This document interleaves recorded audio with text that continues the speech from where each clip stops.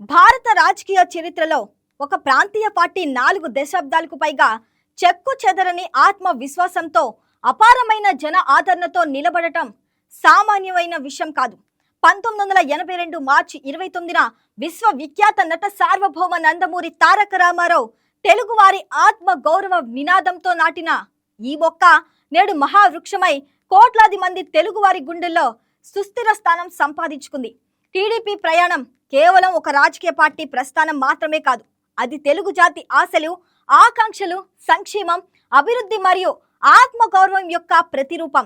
ఈ 44 ఏళ్లలో టీడీపీ ఎన్నో ఎదురు దెబ్బలు, విభజనలు, అధికార నష్టాలు, కేసులు, వేధింపులు ఎదుర్కొన్న ఫినిక్స్ పక్షిలా లేచి నిలబడింది. ఇది కేవలం ఒక పార్టీ కాదు, ఇది ఒక వ్యవస్థ, ఒక ఉద్యమం, ఒక సామాజిక ఆందోళన. టీడీపీ 44 వసంతాలు పూర్తి చేసుకున్న శుభ సందర్భంలో వైకే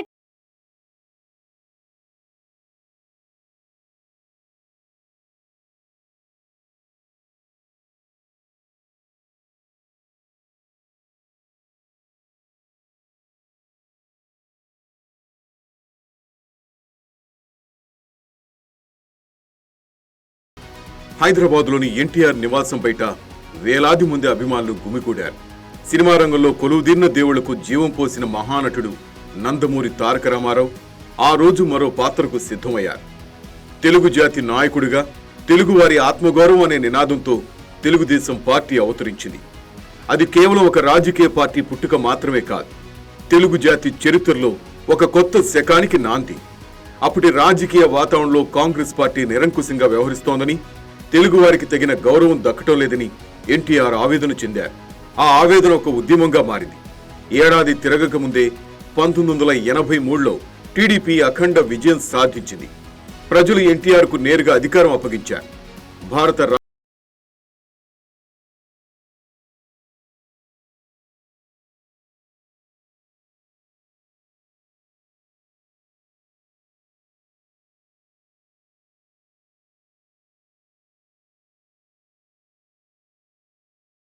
ఏ పార్టీ అయినా అధికారంలో ఉన్నప్పుడు అనుయాయులు వేలల్లో ఉంటారు. కానీ అధికారం కోల్పోయినప్పుడు, ప్రతికూల పవనాలు వీచినప్పుడు వేధింపులు తట్టుకుంటూ జెండాను అందుకొని నిలబడే కార్యకర్తలు ఉండటమే ఒక పార్టీకి నిజమైన బలం. టీడీపీ 44 ఏళ్ల ప్రస్థానంలో ఈ సత్యం పదే పదే నిరూపితమైంది. పార్టీ పుట్టుకకు పూర్వమే నందమూరి అభిమానులుగా ఉన్న సామాన్య ప్రజలు, వ్యవసాయదారులు, చిరు వ్యాపారస్తులు, యువకులు ఈ పార్టీలో తమ మాటకు విలువ ఉందని నమ్మారు. ఆ నమ్మకమే కార్యకర్తలను తరతరాలుగా పార్టీతో బంధించింది. 2019 నుంచి 2024 వరకు టీడీపీ అనుభవించిన గడ్డు కాలం అందుకు ప్రత్యక్ష నిదర్శనం.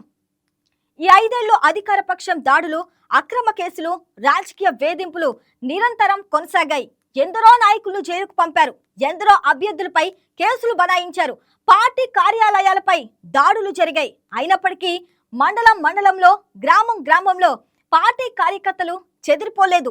ఇంటింటికి వెళ్లారు, ప్రజల్లో ఉన్నారు. ఆ నిబద్ధతే 2024లో పార్టీ అత్యంత ఘన విజయం.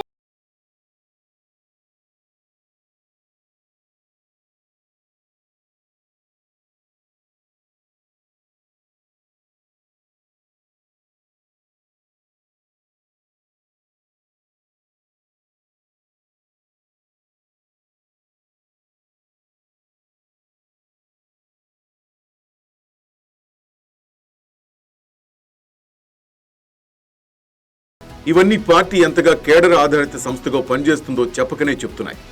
సాధారణ బూత్ స్థాయి కార్యకర్త నుంచి శాసనసభ్యుడి వరకు అందరికీ జవాబుదారీతనం, అందరికీ గుర్తింపు. ఇదే టీడీపీ 3.0 లక్ష్యం. భారత రాజకీయ చరిత్రలో అనేక ప్రాంతీయ పార్టీలు వ్యవస్థాపక నాయకుడి మరణం తర్వాత క్రమంగా క్షీణించాయి. కానీ తెలుగుదేశం పార్టీకి మాత్రం ఆ గడ్డు పరిస్థితి ఎదురుకాలేదు. ఎందుకంటే ఎన్టీఆర్ తర్వాత పార్టీ సారథ్యం అందుకున్న నారా చంద్రబాబు నాయుడు ఒక్కో దశలో పార్టీని పునర్నిర్మించగలిగారు. చంద్రబాబు నాయుడు ముఖ్యమంత్రిగా ఉన్న కాలంలో 1995 నుంచి 2004 వరకు అప్పటి ఉమ్మడి ఆంధ్రప్రదేశ్ దేశానికి సాంకేతిక రాజధానిగా రూపాంతరం చెందింది. హైదరాబాద్ అంతర్జాతీయ టెక్నాలజీ హబ్గా మారింది. సైబరాబాద్ అనే పదం పుట్టింది. ప్రపంచ దేశాలతో ఒప్పందాలు, మైక్రోసాఫ్ట్ వంటి దిగ్గజ సంస్థలతో భాగస్వామ్యం, ఈ గవర్నెన్స్ ప్రవేశపెట్టడం, ఇవన్నీ హైటెక్ సీఎంగా ఆయనకు దేశవ్యాప్త గుర్తింపు తెచ్చాయి. అభివృద్ధికి పర్యాయ పదం అంటే టీడీపీ అని ముద్రపడింది కూడా ఆ కాలంలోనే.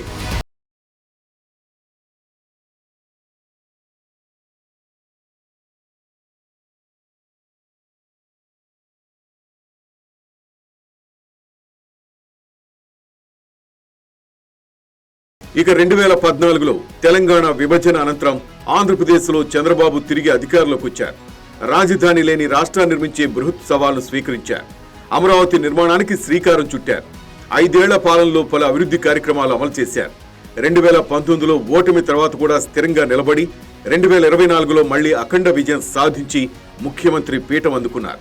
ఈ పోరాట పటిమే తెలుగుదేశం పార్టీని భిన్నమైన పార్టీగా నిలబెడుతోంది. విజయవంతమైన రాజకీయ పార్టీలకి 2 అవసరాలుంటాయి: అనుభవ సంపన్నమైన నేటి నాయకత్వం, భవిష్యత్తులో పార్టీని నడిపించగలిగే రేపటి నాయకత్వం. టీడీపీకి 2 ఉన్నాయి. 2022-24 మధ్య నారా లోకేష్ చెప్పిన యువగళం పాదయాత్ర తెలుగు రాజకీయ చరిత్రలో మైలురాయి. 4000 కిలోమీటర్లకు పైగా నడిచి 175 నియోజకవర్గాలు చుట్టొచ్చి లక్షలాది ప్రజలను కలుసుకున్నారు.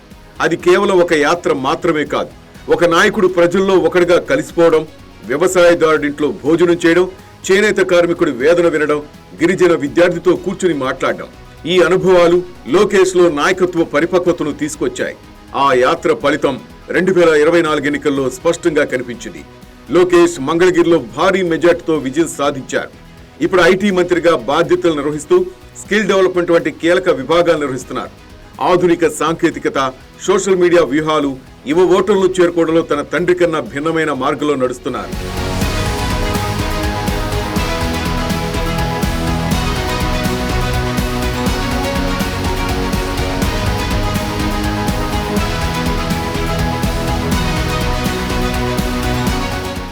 చంద్రబాబు అనుభవ తేజం, లోకేష్ ఆధునిక దృక్పథం, ఈ 2 కలిసినప్పుడు టీడీపీ రాబోయే దశాబ్దాలకు సిద్ధంగా ఉందని అర్థమవుతుంది. నాయకత్వ వారసత్వం సజావుగా కొనసాగుతుందని దీర్ఘకాలిక మద్దతుదారులు భరోసాతో నమ్ముతున్నారు. ప్రాంతీయ పార్టీ మనుగడకు జాతీయ రాజకీయాల్లో తెలివైన సమీకరణ అత్యవసరం. జాతీయ పార్టీలతో ఎప్పుడు పొత్తు పెట్టుకోవాలి, ఎప్పుడు దూరంగా ఉండాలి, ఎప్పుడు పోరాడాలి, ఇది ఒక సూక్ష్మ రాజనీతి. ఈ విషయంలో టీడీపీ 44 ఏళ్లలో గణనీయమైన పరిమితిని సాధించింది. 1980లలో కాంగ్రెస్తో పోరాటం ద్వారా పుట్టిన పార్టీ తర్వాత కాలంలో అవసరాన్ని బట్టి వివిధ జాతీయ పక్షాలతో కలిసి పనిచేసింది.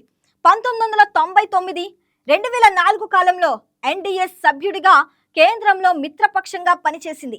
2024లో మళ్ళీ ఎన్డీఏలో చేరి కీలక పాత్ర పోషిస్తుంది.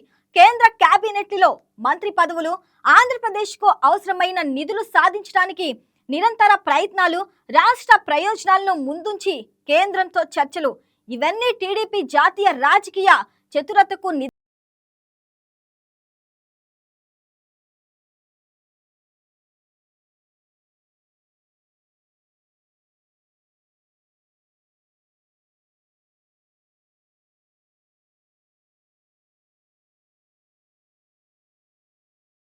మాత్రమే కాదు, 2024 లోక్సభ ఎన్నికల అనంతరం ఎన్డీఏ సంకీర్ణ ప్రభుత్వ ఏర్పాటులో టీడీపీ 16 సీట్లు కీలక పాత్ర పోషించాయి. తెలుగు రాష్ట్రాల ప్రయోజనాల కోసం ఆ బేరసారాల సామర్థ్యాన్ని ఉపయోగించుకోవడంలో పార్టీ నాయకత్వం ముందుంది. ప్రాంతీయ అస్తిత్వాన్ని పోగొట్టుకోకుండా జాతీయ రాజకీయాల్లో చురుగ్గా పాల్గొనడం ఒక తెలుగుదేశం పార్టీకే సాధ్యమైన అపూర్వ సమతుల్యం. టీడీపీ గురించి మాట్లాడినప్పుడు అభివృద్ధి అనే మాట అనివార్యంగా వస్తుంది. ఎందుకంటే చంద్రబాబు పాలన అభివృద్ధికి పర్యాయ పదంగా మారింది. టెక్ పార్కులు, ఇన్ఫ్రాస్ట్రక్చర్ నిర్మాణం, రహదారులు, విద్యా సంస్థలు, పరిశ్రమలు ఆకర్షించడం, ఇవన్నీ టీడీపీ పాలనలో చెరగని ముద్రలు. 1995 నుంచి 2004 మధ్య ఆంధ్రప్రదేశ్ ఆర్థిక అభివృద్ధి సూచికలు దేశంలో అత్యుత్తమ స్థాయిలో ఉన్నాయి. హైదరాబాద్ని ప్రపంచ పటంపై నిలబెట్టడంలో ఆ కాలంలో జరిగిన పెట్టుబడులు కీలక పాత్ర పోషించాయి. మైక్రోసాఫ్ట్, గూగుల్, అమెజాన్ వంటి దిగ్గజ కంపెనీలకు హైదరాబాద్ కేంద్రమైంది. ఇప్పుడు కూడా నవ్యాంధ్రప్రదేశ్లో అదే అభివృద్ధి నమూనాను పునరావృతం చేయాలని టీడీపీ నాయకత్వం సంకల్పించింది.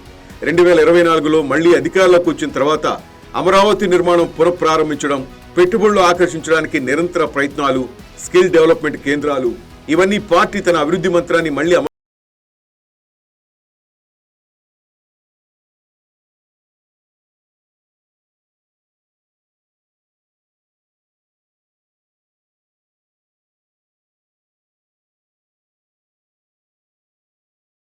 44 ఏళ్ల ప్రస్థానం వైభవంగా ఉన్నా రాబోయే రోజులు సవాళ్లు లేకుండా ఉండవు. మారుతున్న రాజకీయ వాతావరణంలో ప్రతి పార్టీ నిరంతరం అనుకూల వాతావరణం ఏర్పరచుకోవాలి. ప్రతి ఎన్నికలో 1 కోటికి పైగా కొత్త ఓటర్లు నమోదవుతున్నారు. వారికి పార్టీల చరిత్ర కంటే వర్తమాన పనితీరు ముఖ్యం. యువతను ఆకట్టుకోవడంలో నిరంతర వినూత్న వ్యూహాలు అవసరం. ఇప్పుడు ఓటర్లు యూట్యూబ్, ట్విట్టర్, ఇన్స్టాగ్రామ్ల ద్వారా రాజకీయాలను అనుసరిస్తున్నారు. ఒక ఘటన నిమిషాల్లో దేశమంతటికి చేరుతుంది. ఈ డిజిటల్ వాతావరణంలో పార్టీ బ్రాండును నిర్మించడం, నిలబెట్టడం సవాలుతో కూడుకున్న పని. సంక్షేమం వర్సెస్ అభివృద్ధి అనే చర్చ ఆంధ్రప్రదేశ్ రాజకీయాల్లో పదే పదే వస్తుంది. కేవలం అభివృద్ధి చేశామని చెప్పినా, కేవలం సంక్షేమం ఇచ్చామని చెప్పినా చాలదు. రెండింటిని సమన్వయం చేయడం టీడీపీ నాయకత్వానికి పెద్ద పరీక్ష. ప్రస్తుతం జనసేన, బీజేపీతో కలిసి ఏర్పాటైన ఎన్డీఏ కూటమి సరిగ్గా పనిచేయాలి. మిత్రపక్షాల మధ్య ఒక్కోసారి వ్యూహాత్మక విభేదాలు వస్తాయి. వాటిని నైపుణ్యంగా పరిష్కారం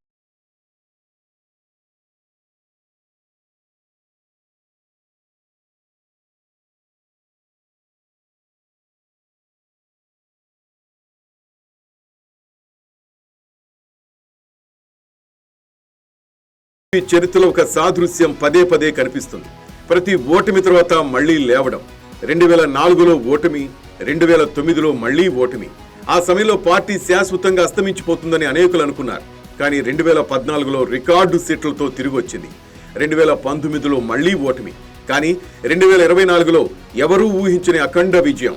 ఈ నిరంతర పునరుజ్జీవనానికి కారణం ఒక్కటే: ప్రజలతో పార్టీకి ఉన్న ఆర్గానిక్ అనుబంధం. కార్యకర్తలతో పాటు సామాన్య ప్రజానీకం కూడా పార్టీని తమదిగా భావించడం. ఇది చాలా పార్టీలకు అరుదుగా కలిగే అనుభవం. ఎన్టీఆర్ నాటి సినిమా ప్రభావం, ఆ తర్వాత చంద్రబాబు నాటి సాంకేతిక అభివృద్ధి ఆకాంక్ష, ఇప్పుడు లోకేష్ నాటి యువ భవిష్యత్తు నిర్మాణ స్వప్నం. ప్రతి తరంలో ప్రజలకు ఒక కొత్త ఆశను అందించడమే తెలుగుదేశం పార్టీ రహస్యం. 1982 నుంచి 2026 వరకు 44 ఏళ్లు. ఈ కాలంలో తెలుగు రాష్ట్రాలు రెండుగా వేరుపడ్డాయి. రాజకీయ మ్యాప్ మారింది. సాంకేతిక విప్లవం వచ్చింది. ఓటర్ల ఆలోచన విధానం మారింది. మీడియా రూపురేఖలు మారాయి. అయినా తెలుగుదేశం పార్టీ నిలబడింది. కేవలం నిలబడటం మాత్రమే కాదు, ప్రతి కాలానికి అనుగుణంగా మారింది. ఎన్టీఆర్ నాటి సాంప్రదాయ శైలి, చంద్రబాబు నాటి కార్పొరేట్ పాలన, లోకేష్ నాటి డిజిటల్ విధానం, ఇవన్నీ ఒకే పార్టీలో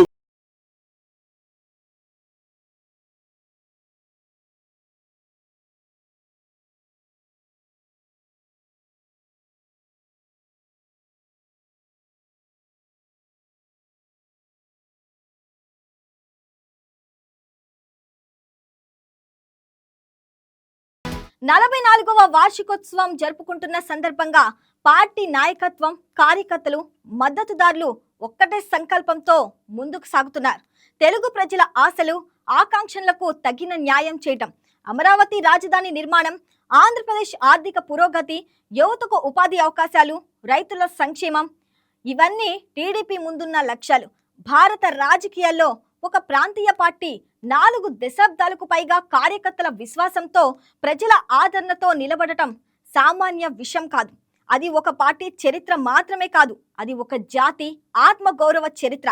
నందమూరి తారక రామారావు నాటిన బీజం, చంద్రబాబు నాయుడు పెంచిన వృక్షం, ఇప్పుడు నారా లోకేష్ కాపాడుతున్న మహావనమే తెలుగుదేశం పార్టీ.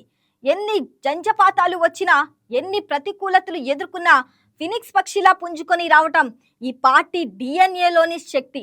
రేపటి తెలుగు రాష్ట్రాల నిర్మాణంలో ఈ పార్టీ పాత్ర మరింత కీలకంగా, మరింత సృజనాత్మకంగా ఉంటుందని ప్రజలు ఆశిస్తున్నారు.